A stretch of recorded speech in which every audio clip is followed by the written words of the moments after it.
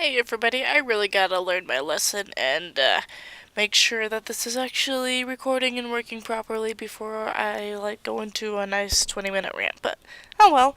Anyway, hi. I did say I was back. Today we are doing a little thing on Aspergers because I have it and I hear misconceptions about it all the time, so I figured that I would try to explain it a little bit.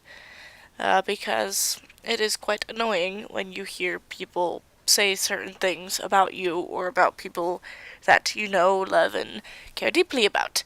I do have it. I have had it all my life. That's how it works. You're born with it. It is not caused by anything. There's nothing you do or that a person is neglected or any weird stuff like that that causes it. It is a difference in the brain, and people are born with it. Just like, well, autism. It is on the spectrum, but only barely. I think it got put on maybe the last 10, 15 years, and apparently they're trying to put ADHD on it as well, so at this point I don't take the autism spectrum seriously. So, yeah, it's technically autism, but I don't think of it as such.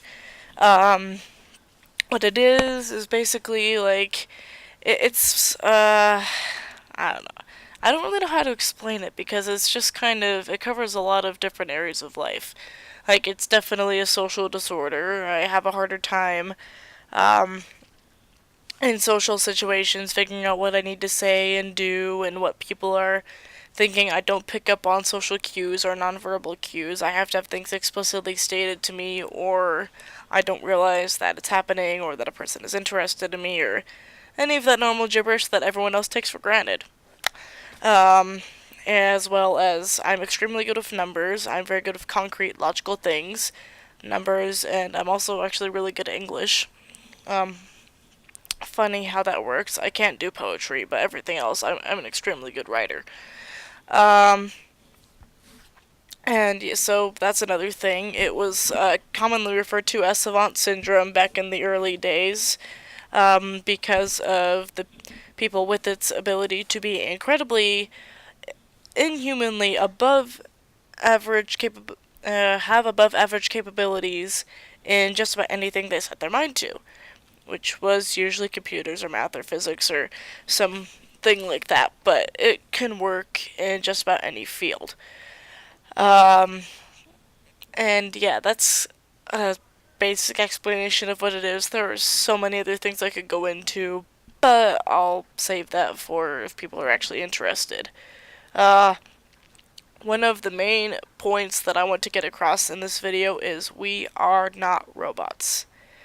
That is so commonly thought of me, my friends, and that's why people like my mother says that I don't have it because I don't act like a robot, when that is not even close to what Asperger's is, okay? When people think Asperger's, they think Sheldon, and that's not what it is. That is one type of person on the spectrum.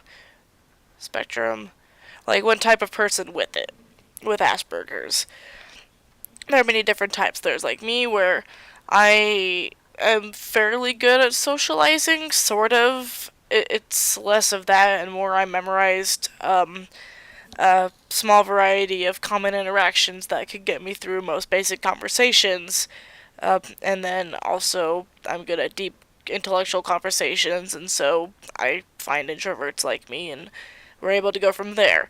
Um, and then there's like my friend, who is a severe extrovert, needs people to not fall into depressive states, loves talking to people and always being busy and going, is an actor and things like that. But he also has issues figuring out how to socialize or what he needs to say or how to break the ice. He doesn't always know if he's coming across as creepy or inappropriate, and that has gotten him into trouble a few times. Um, and then there's people like a guy who lives upstairs from me who has it, and he's very into physics and more awkward and sheltered and kind of a nervous guy and probably closer to what people would think of as Sheldon, just not as obnoxious.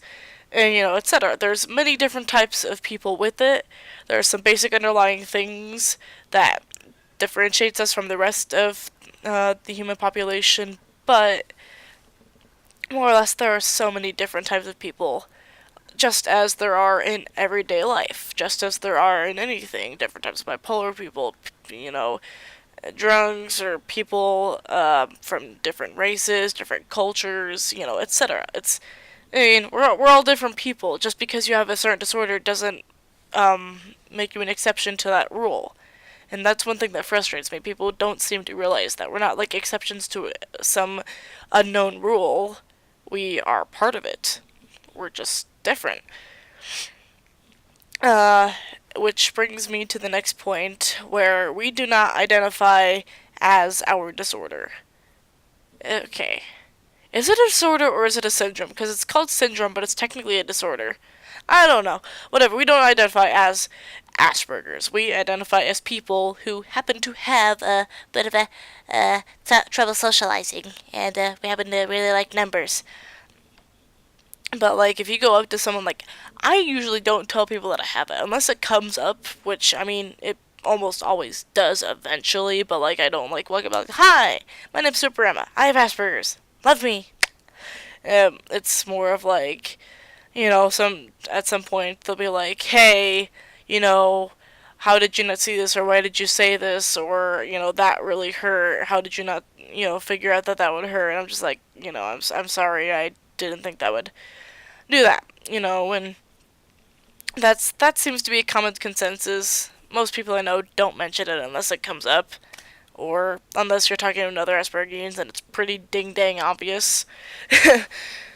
um, but while we don't identify as it, there are certain struggles that do need to be identified and realized, whether we like it or not, because, well, it kind of hurts people if it is not realized.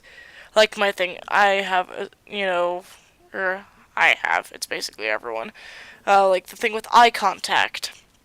I cannot look someone directly into the eye for too long, at least if at least consciously, or it just, like, feels weird. I have to kind of look more in the general direction of the face, or kind of do a little fake out where it looks like I'm looking you in the eye, but in reality, I'm probably looking at just about everywhere else on your face. But, or kind of something will conveniently be around that I can like look at while I'm talking to you, and then I don't have to.